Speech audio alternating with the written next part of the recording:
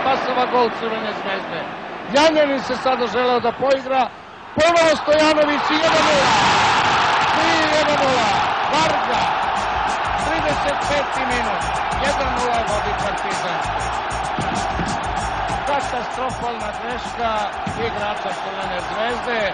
Nadam se da ćemo moći da vidimo celu ovu akciju još jednom.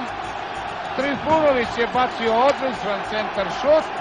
Šutirao je Mance, lopta je pogodila prečku i sada Janjanin, koji je mogao da uradi sve, samo ne ovo što je uradio, prepustio loptu Prekaziju. Stojanović je, vidite, zahvatio vrhovima prstiju. I 2:0. Stojanović ponovo kao da nije znao šta će. Mance je bio na mestu i Partizan vodi sa 2:0. Naravno, oduševljenje među pristalicama Partizana,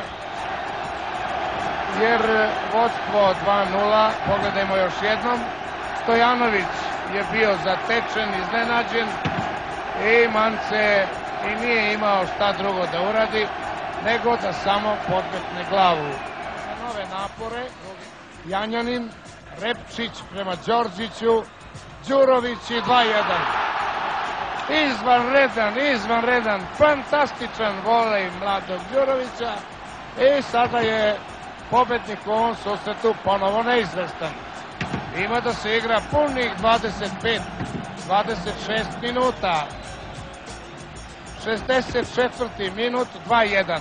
Pogledajte još jednom.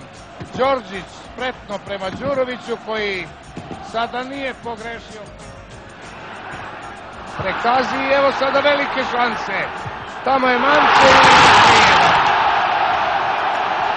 Dragan Mance, čovek odluke za Partizanov tim.